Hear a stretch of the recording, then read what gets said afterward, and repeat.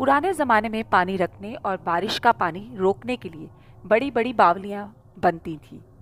समय के साथ इनका प्रयोग खत्म हो गया और कई बावलियाँ कुछ अप्राकृतिक घटनाओं के कारण लोगों के कौतूहल का विषय बन गई। ऐसी ही एक बावली दिल्ली में है जिसे अग्रसेन की बावली कहते हैं।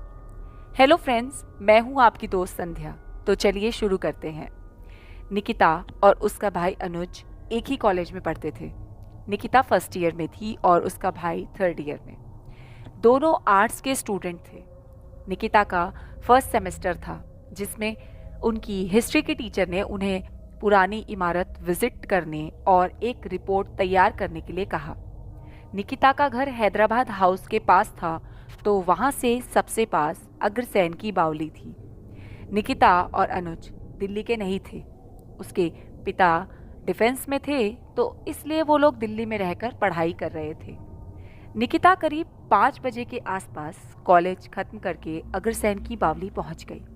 उसने सोचा लेट हो भी गई तो वॉक करते हुए घर पहुंच जाऊंगी। निकिता बावली पहुंच गई और बावली के अंदर घूमने लगी। बावली करीब 5:30 बजे तक बंद हो जाती है। उसने अपने भाई अनुज को कॉल करके बावली जाने वाली बात बता दी। उसके भाई अनुज ने उसे समय पर वापस आ जाने के लिए कहा। उसने हाँ कहा और फोन काट दिया। इधर उधर घूमकर वो थोड़ा अंदर तक घूमने चली गई। तभी भीड़ थोड़ी कम होने लगी। वहां घूमते हुए निकिता को लगातार अपने पीछे कोई चलता हुआ या खड़ा हुआ मालूम हो रहा था। कुछ ही देर में बावली बंद होने का टाइम भी हो गया। बावली के अंदर एक बहुत खूबसूरत पुराने ज़माने जैसा पत्थर एक तरफ पड़ा हुआ था। निकिता ने वो पत्थर उठाकर अपने प्रोजेक्ट के लिए अपने पास रख लिया। घर जाते वक्त रास्ते भर निकिता को किसी साए का आभास अपने पीछे होता रहा। इसी तरह निकिता करीब चलते चलते 7 बजे तक अपने घर पहुंच गई। उसका भाई अनुज घर पहुंच चुका था। लगातार बावली से लेकर घर तक निकिता को अपने पीछे किसी के चलते रहने का आभास होता रहा, लेकिन वो नज़र क्यों नहीं आया, यही सब सोचकर निकिता थोड़ा डर रही थी। घर में घुसते ही उसने सर में बहुत तेज़ दर्द होने की शिकायत अपने भाई से की।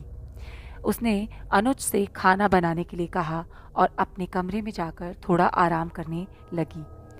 जैसे ही उसकी आंख बंद हुई, उसे वही बावली नजर आने लगी। रात के अंधेरे में वो बावली बेहद खौफनाक लग रही थी। अचानक उसने बावली के अंदर से एक औरत को बाहर आते हुए देखा। उसने भारी भरकम लहंगा पहन रखा था और उसका पूरा चेहरा सफ़ेद पड़ा हुआ था, जैसा उसके अंदर खून ही ना हो। धीरे धीरे बावली की सीढ़ियाँ चढ़कर वो औरत बिल्कुल निकिता के सामने आकर खड़ी हो गई। निकिता चिल्लाना चाहती थी, लेकिन उसकी आवाज़ हलक में ही अटक गई। अचानक निकिता की आंख खुल गई। उसका भाई अनुज उसके सामने खड़ा था। वो उसे हिला हिला के जगा रहा था। अनुज उसे खाने के लिए बुलाने आया था। अभी घड़ी में करीब 9 ही बजे थे। निकिता का सरदर्द और भी ज़्यादा बढ़ गया था। उसने किसी तरह खाना खाया और बर्तन धोकर अपने कमरे में सोने चली गई। अभी वो कुछ देर लेटी ही थी कि उसे उस बावली के पत्थर की याद आई। वह उठी और अपने पर्स को टेबल पर से ले आई और उसकी चेन खोलकर उसमें से वो पत्थर निकालकर देखने लगी। उसे वो पत्थर कुछ अजीब सा लग रहा था, लेकिन इतिहास के विद्यार्थी ज़्यादा डरते नहीं, तो इस और निकिता का ज़्यादा ध्यान नहीं गया। उसके भाई ने उसे सर दर्द की गोली दी और उसे समय पर सो जाने के लिए बोलकर वहाँ से चला गया। निकिता की उस पत्थर को हाथ में रखे रखे ही आंख लग गई। करीब रात के 12 बजे के आसपास निकिता को ऐसा लगा कि किसी ने उसका हाथ पकड़ रखा है। अचानक उसकी आंख खुली। वो सब कुछ देख पा रही थी, लेकिन हिल भी नहीं पा रही थी। उसने वही औरत अपने ऊपर देखी। उसने वही हाथ पकड़ रखा था जिसमें वो पत्थर था। वो औरत इतनी ज़्यादा भयानक लग रही थी कि निकिता उसे देखते ही बेहोश हो गई। सपने में वो औरत निकिता को लगातार हाथ पकड़कर कब्रिस्तान की ओर ले जा रही थी। निकिता चीखना चाहती थी लेकिन चीख नहीं पा रही थी। अचानक निकिता की आंख एक आवाज़ के साथ खुल गई। करीब 3:30 बजे के आसपास निकिता का भाई पानी पीने के लिए उठा। पानी पी के उसने सोचा कि निकिता की तबीयत भी देख ली जाए कि वो कैसी है। वो निकिता के कमरे में गया तो निकिता सीधी सो रही थी। उसने निकिता का सर छूकर देखा, उसे सब ठीक ही महसूस हुआ। वो धीरे से निकिता के कमरे से निकलकर अपने कमरे में सोने चला गया। अगली सुबह निकिता उठी तो उसे कुछ भी याद नहीं था। जब वो कॉलेज के लिए तैयार हो रही थी तो अनुज ने उससे पूछा कि क्या वो ठीक है, तो उसने हाँ कहा। लेकिन इस पर अनुज ने निकिता से कहा कि अगर वो ठीक है तो इतनी थकी हुई क्यों लग रही है, उसका रंग सफ़ेद क्यों लग रहा है। जबकि निकिता ने आईने में जब खुद को देखा तो उसे ऐसा कुछ नहीं लगा। वो अनुज की बात को अनदेखा कर कॉलेज की तरफ चल पड़ी। जहाँ जहाँ से वो गुजरी सभी लोग उसे लगातार घूर रहे थे। कॉलेज पहुँचने पर वो सीधे हिस्ट्री डिपार्टमेंट में गई। रास्ते में उसे उसकी सहेली शोभा मिल गई। शोभा भी उसे घूर घूर कर देखने लगी और सब कुछ पूछने लगी। उसने शोभा को सब कुछ बताया और ये भी बताया कि आज सुबह से भी उसे किसी का अपने पीछे आने का आभास लगातार हो रहा है। शोभा और वो हिस्ट्री डिपार्टमेंट के रूम में एंटर किए। उसकी टीचर कल्पना रूम में अकेली बैठी थी।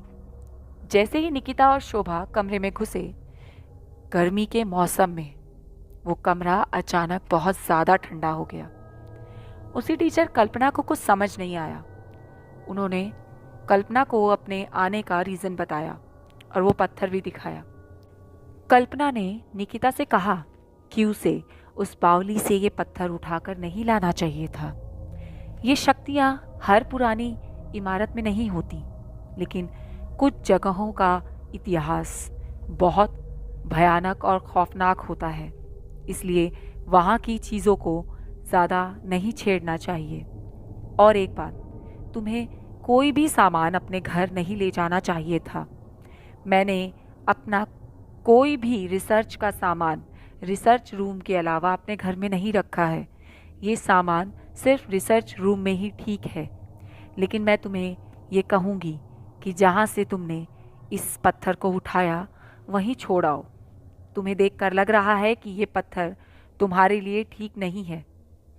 अभी भी उस कमरे का तापमान लगातार निम्न स्तर पर बना हुआ था। वो दोनों जल्द से जल्द बावली की तरफ निकल पड़े। रास्ते में शोभा का घर पड़ता था। उसने निकिता से अपने घर चलने को कहा। जब निकिता वो पत्थर अपने पर्स में रख रही थी तो पीछे खड़ी शोभा की आंखों का रंग लाल होने लगा। निकिता ने मना किया, लेकिन शोभा ने बहाना बनाया कि उसे माँ का फ़ोन आया था कि ज़रूरी काम है, घर जल्दी आओ। निकिता मान गई। वो दोनों शोभा के घर पहुँचे। घर में कोई नहीं था। निकिता ने शोभा से पूछा कि उसकी मम्मी कहाँ है, तो उसने कुछ नहीं कहा, बल्कि उसकी आंखों का रंग और ज़्यादा गाढ़ा लाल हो चुका था। निकिता बहुत बुरी तरह से डर गई। शोभा ने टेबल पे पड़ा हुआ फ्लास्क उठाया और निकिता के सर पर दे मारा। निकिता वहीं बेहोश होकर गिर पड़ी। शोभा ने वो पत्थर निकिता के पर्स से निकाल लिया। अचानक शोभा के घर के दरवाजे की डोरबेल बजी। वो पत्थर उसके हाथ से डोरबेल बजते ही छूट गया। अचानक पत्थर गिरते ही शोभा को होश आया। उसने निकिता को वहीं बेहोश पाया। उसके सर से खून बह रहा था। शोभा ये सब देखकर बहुत ज़्यादा घबरा गई। जल्दी से उसने दरवाज़ा खोला और अपनी मम्मी को सारी बात बताई। उसकी मम्मी ने जल्द से जल्द डॉक्टर को फ़ोन किया और उस पत्थर को मंदिर के लाल कपड़े में बांधकर रख दिया। जब निकिता को होश आया तो उसने शोभा की मम्मी को बताया कि वो पत्थर उसने बावली के किस हिस्से से उठाया था। शोभा की मम्मी ने जल्द से जल्द वो पत्थर वहां पहुंचाया और इन सभी मुसीबतों से छुटकारा पाया। Thank you friends. I hope आपको मेरी कहानियाँ अच्छी लगती हैं। अगर आपको मेरा ये एफर्ट पसंद आता है तो प्लीज़ प्लीज़ प्लीज़ मुझे सब्सक्राइब करें, लाइक शेयर और कमेंट ज़रूर करें।